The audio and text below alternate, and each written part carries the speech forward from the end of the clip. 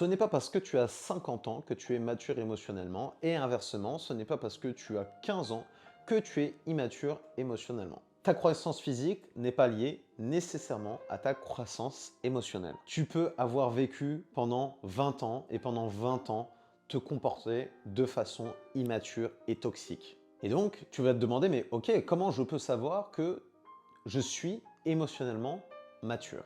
Et bien justement, aujourd'hui, je vais te proposer 3 situations sur lesquelles tu vas pouvoir t'évaluer. Et si tu pratiques ces situations-là, et ben, tu as des insécurités qui créent ton immaturité émotionnelle. Par contre, si tu ne les fais pas, et ben, il y a des chances que tu sois émotionnellement mature. Si tu me connais pas, je m'appelle Antoine Audibert et j'ai aidé plus d'une centaine de femmes et de couples leaders à sortir des attachements toxiques et bâtir des relations sécures et saines. La première réaction immature, c'est le fait de bouder. Le fait de bouder, c'est une manière de punir l'autre personne. C'est dire, j'ai ressenti ça dans cette situation et donc je vais te punir. C'est ton système nerveux qui va utiliser l'évitement, le figement pour attaquer l'autre personne. C'est ce qu'on appelle aussi le passif agressif. Donc ça va se traduire par une coupure immédiate de la communication, le fait de taire ses émotions et ses besoins en disant non non mais c'est bon, tout va bien, avec un ton qui va être fermé, qui va être sec. Tu vas utiliser le sarcasme. Et ça, c'est très immature parce que quelque part intérieurement, tu chercherais à ce que l'autre personne comprenne tes besoins et tes émotions sans que tu lui exprimes. En fait, cette dynamique, c'est la même dynamique qu'on attendrait d'un parent envers soi. C'est pour ça que le silence est en fait l'expression d'un enfant qui boude. Et donc, si tu fais ça, la meilleure manière de traiter cette situation, c'est d'exprimer ses émotions,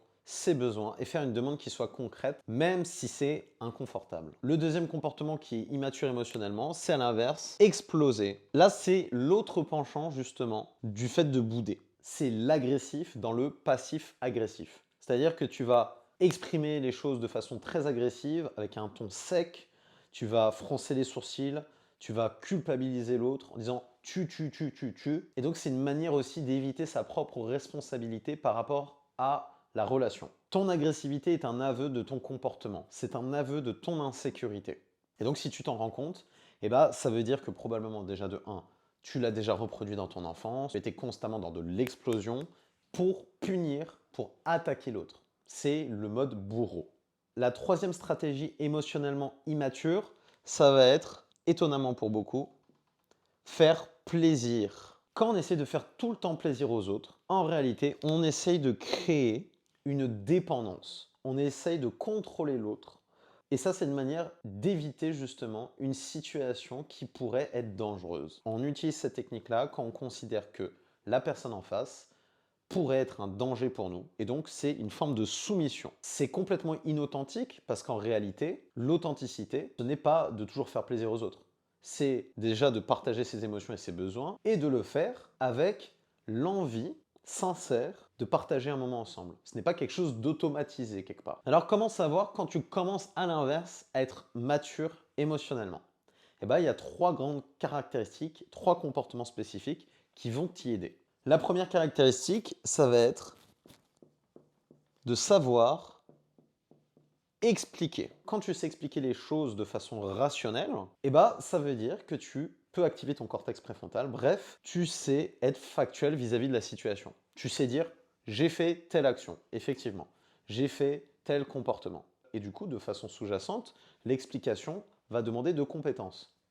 Le fait d'avoir une compétence verbale, de savoir expliquer les choses, donc ça va demander d'avoir un certain vocabulaire, et de l'autre côté, ça va montrer une sécurisation, parce que tu es capable de faire part de ta vulnérabilité. Le deuxième comportement qui va avec, ça va être un comportement qui est calme. C'est-à-dire que tu peux utiliser un ton qui est doux, utiliser un ton qui ne va pas chercher à soumettre l'autre personne, et ce malgré l'inconfort. C'est-à-dire que tu peux être dans l'inconfort du moment, puisque tu es vulnérable, tu te sens triste, en colère, ou alors tu as peur, et en même temps le faire. Et surtout en le faisant de cette manière-là, malgré la peur, ton cerveau va se dire il est capable de faire ça malgré la peur, malgré la colère. Donc il est sécure dans cette situation. Et ça mène à la troisième capacité qui va être la vulnérabilité. La vulnérabilité, c'est justement d'admettre ses erreurs, d'exprimer ses émotions et ses besoins à l'autre.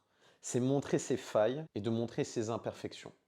Et en fait, tous ces comportements-là, l'enjeu, c'est de savoir les faire avec une technique qui est la CNV, c'est-à-dire la communication non violente. Observation des faits, expression des émotions, des besoins et une demande qui est factuelle. Ça va justement montrer tous ces comportements-là que tu dois adopter quand tu es en sécurité. Et c'est normal que ça soit compliqué parce que tu n'as jamais été éduqué émotionnellement.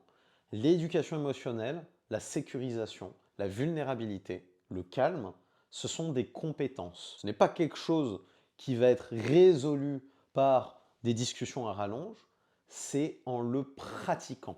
Donc une manière justement de te sécuriser, ça va être de reprendre des événements de ta vie où tu n'étais pas en sécurité, de noter en communication non violente, c'est-à-dire observation des faits, émotions, besoins et demandes, et en le faisant, tu vas pouvoir le jouer.